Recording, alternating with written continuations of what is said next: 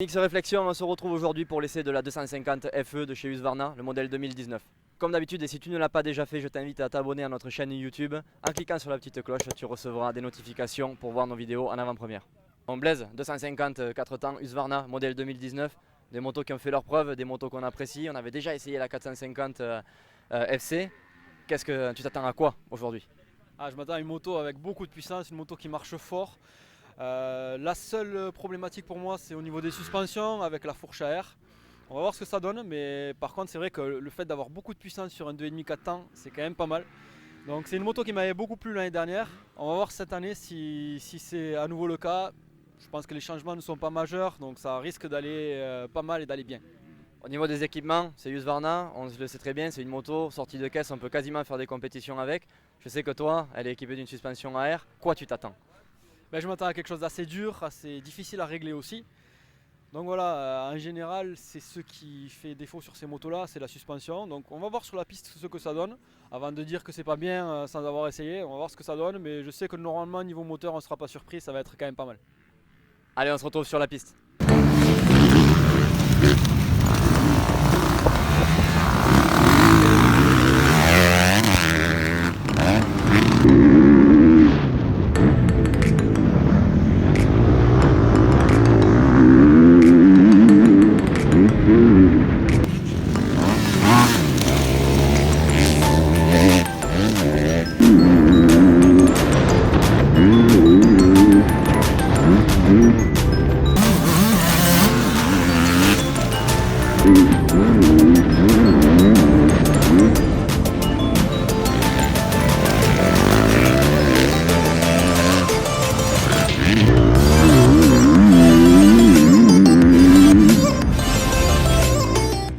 Et Blaise, on te retrouve à chaud juste après avoir essayé cette 250 FC Husqvarna de 2019. Je vois que tu as le sourire et honnêtement, moi, vu de l'extérieur, j'ai senti que tu avais apprécié cette moto. Ah ouais, là, je me suis vraiment fait plaisir avec cette moto.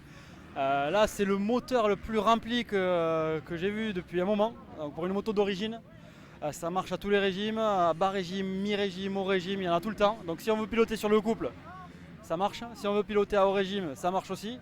Donc niveau moteur, pour moi, c'est proche de la perfection. Il n'y a pas grand chose à dire. Il n'y a pas grand chose à faire non plus au niveau préparation, on va dire, moteur.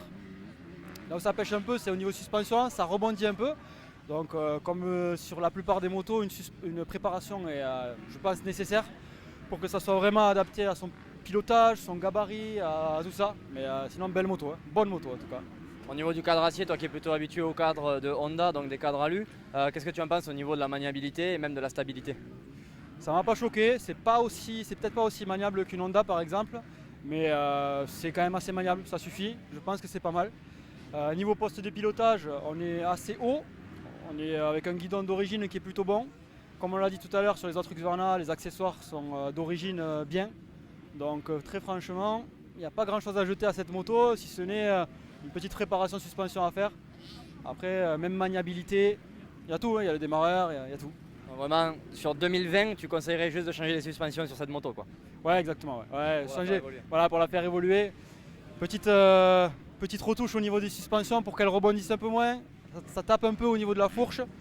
Mais après, c'est toujours pareil, les suspensions dépendent du poids du pilote, du niveau de pilotage. Mais en tout cas, moi, à mon niveau ligue et mon gabarit, c'est ce que j'ai ressenti, quoi.